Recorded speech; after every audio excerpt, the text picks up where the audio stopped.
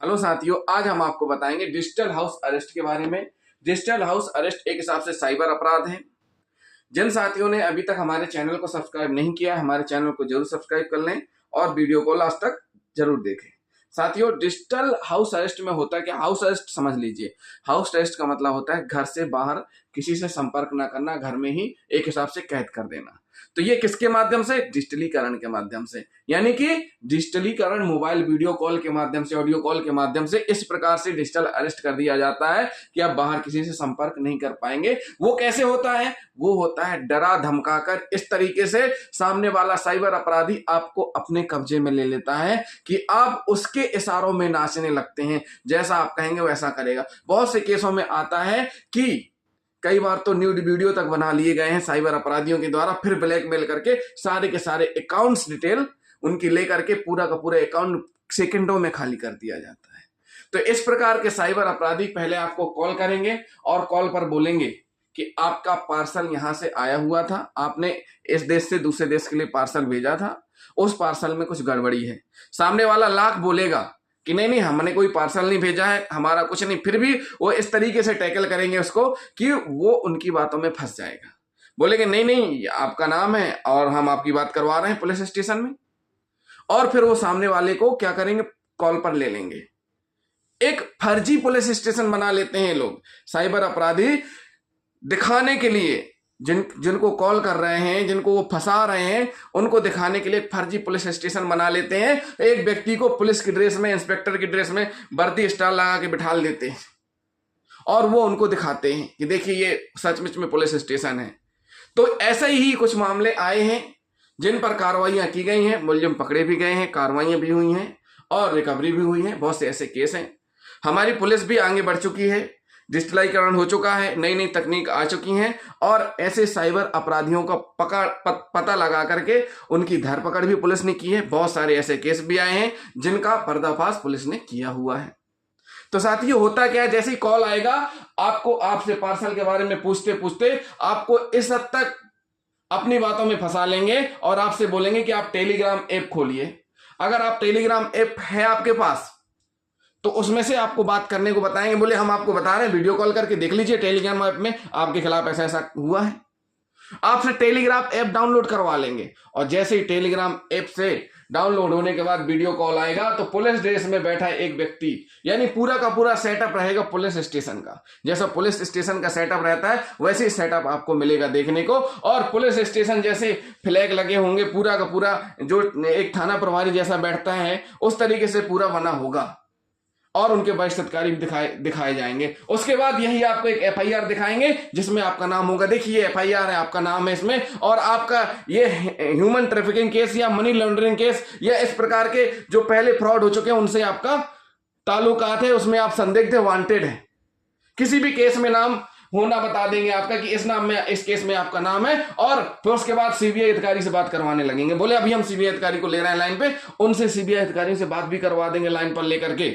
उसके बाद वो केस का हवाला देकर डराना धमकाना चालू करेंगे और फिर बोलेंगे कि आपने इस जो अपराधी है इस ग्रोह से इतने रुपए लिए हैं, आपका एचडीएफसी बैंक में खाता है या आईसीआई बैंक में खाता है या एक्सिस बैंक में खाता है या किसी भी बैंक का नाम ले देंगे। तो आप बोलेंगे नहीं हमारा इस बैंक में खाता नहीं है, तो बोलेंगे नहीं नहीं है, तो आप बताइए कौन से बैंक में खाता है। तो बातों बातों में वो आपकी बैंक्स की डिटेल ले लेंगे, पूछ लेंगे कौन कौन से बैंक में आपके खाता है। बैंक डिटेल लेने के बाद फिर वह बोलेंगे नहीं आपको तो यहां आना पड़ेगा, कार्रवाई होगी आपके खिलाफ, ये बिल्कुल आप संगीन अपराध है और इससे आपकी समाज में बदनामी भी होगी, आपके ऊपर ऐसे लांछन लगेंगे कि आप ह्यूमन ट्रैफिकिंग कर रहे हैं, आप मनी लॉन्ड्रिंग केस में हैं, आप इस प्रकार से हैं। तो एन कैन प्रकार कैसे भी करके उसको इतना ज्यादा प्रेशराइज कर दिया जाएगा, इतना ज्यादा प्रेशराइज कर देते हैं ये लोग कि सामने वाला बिल्कुल डर जाता है। जैसा वो बोलते उनके अनुसार काम करने लगता है, मिनटों में ही अपनी बैंक डिटेल दे देता है, अपने डेबिट कार्ड क्रेडिट कार्ड के पासवर्ड ओटीपी शेयर कर देता है, जिससे मिनटों सेकंडों में रुपए चले जाते हैं। और ये लोग क्या करते क्या है, बोलेंगे कि आपने करोड़ों रुपए लिए हैं, ये बोलेंगे नहीं लिए हैं, बोले लिए हैं, अच्छा ठीक है आप अपनी बैंक डिटेल बताइए, हमको चेक करना है। चेक करने के बहाने लेंगे, बोलेंगे आपके इसमें इतने अकाउंट है, अमाउंट है, बोलेंगे आप अब इतना अमाउंट इसमें इस खाते में डाल दीजिए, हम चेक करके वेरीफाई करके आपको वापस कर देंगे अमाउंट। वो लेते जाते हैं, जब तक लेते जाते हैं जब तक आप देते जाएंगे। थक हार के आपको करना वही है जो आप बाद में कर रहे हैं, यही पहले करना चाहिए था। आप थक हार के कहीं ना कहीं इतने परेशान होकर के फिर घर के किसी सदस्य को आप बताएंगे इस घटना के बारे में, फिर पुलिस स्टेशन आएंगे, साइबर क्राइम जाएंगे, स्टेट साइबर लैब जाएंगे या साइबर फॉरेंसिक जाएंगे, तो वहां जाकर के आप कंप्लेन करेंगे, साइबर पुलिस थाने में जाकर कंप्लेन करेंगे।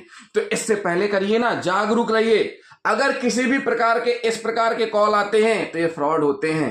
बैंक कभी कॉल नहीं करती, डिजिटल हाउस अरेस्ट नाम का कुछ होता ही नहीं है, एक प्रकार से साइबर अपराध है। ऐसा कोई विधि में नहीं लिखा है कि किसी को डिजिटल हाउस अरेस्ट करके कोर्ट में पेश किया जाएगा, लेकिन ये लोग करते हैं इस प्रकार से, और बोलेंगे आपको किसी को जानकारी नहीं देना है वरना आपको क्या करेंगे, अरेस्ट कर लेंगे, आपको आपकी बदनामी हो जाएगी समाज में, आपके साथ इतनी सारी चीजें कंडीशन रख देंगे कि आप उनकी बातों पे सहमत हो जाते हैं। फिर उसके बाद वो रुपए ट्रांसफर कर लेंगे। और ये जो फ्रॉड ऑपरेट कहां से होता है, चाइना से, यूएसए से, अदर कंट्री से ऑपरेट होता है, पता चलता है अदर कंट्री से ऑपरेट होता है। कहां से होता है, अदर कंट्री से। और ये यूएसटीडी के माध्यम से क्या करते हैं, रुपए भेजते हैं विदेश में, क्रिप्टो करेंसी के माध्यम से इनका ट्रांजैक्शन हो जाता है, पता भी नहीं चलता कब हमारा बैंक अकाउंट खाली हो गया। ऐसा ही एक केस है एमपी का हुआ था, जिसमें एक डॉक्टर थे, उनसे इस प्रकार को डिजिटल अरेस्ट करते हुए उनसे ठगी की गई और करीब कम से कम 40-50 लाख रुपए उनसे ठगी हुई। उसके बाद उनके जितने अकाउंट थे सब ले लिए गए। लास्ट में पुलिस के पास कंप्लेन जाती है और क्राइम ब्रांच और साइबर विंग की कार्रवाई करके पुलिस इनको ट्रेस करती है, अरेस्ट करती है और उनसे फिर बरामदगी करती है। साथियों, ऐसे केस आए दिन आ रहे हैं, तो जिनके पास भी इस तरीके के कॉल आते हैं, इस तरीके से कोई वीडियो कॉल पर बोलता है या इस तरीके से कोई आपसे कहता है कि हम सीबीआई से बात करा रहे हैं या इस तरीके से वीडियो कॉल में कोई इस तरीके से बताता है, तो ऐसा कभी नहीं होता है। अगर पुलिस को आपसे पूछताछ करनी होगी, बकायदा आपके पास नोटिस भेजेंगे, बकायदा एक व्यक्ति जाएगा, आपको नोटिस तामील कराएगा और आप उस व्यक्ति से नाम पता पूछ सकते हैं। नाम पता पूरा डिटेल आपको बताएगा। जो नोटिस आपके पास आएगा, नोटिस मिलने पर आप आइए। भाई, अगर आप संदिग्ध हैं किसी मामले में, आपसे पूछताछ की जानी, तो बकायदा आपके पास नोटिस आएगा। आप एक बार नहीं पहुंच पा रहे, दोबारा नोटिस आएगा। आपको लगता है कि ये फ्रॉड हो सकता है, आप क्यूरी कर लीजिए, आप वरिष्ठ अधिकारियों से बात कर लीजिए। इतने टोल फ्री नंबर हैं, हर जिले में हर जगह बटे हुए हैं। पुलिस अधीक्षक के नंबर, कंट्रोल रूम के नंबर सब जगह हैं, टोल फ्री नंबर भी हैं। तो आपको डरना नहीं है, इनकी बातों में आना नहीं है बिल्कुल भी।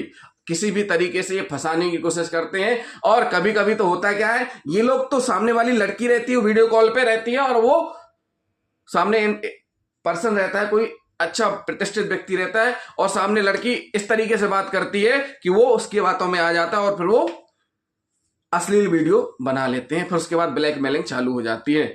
इसलिए साथियों, इस प्रकार के फ्रॉड से अपने आप को बचें, सावधान रहें, सुरक्षित रहें। इस प्रकार की कभी भी घटना होती है, तत्काल पुलिस के पास जाएं, साइबर सेल में जाएं।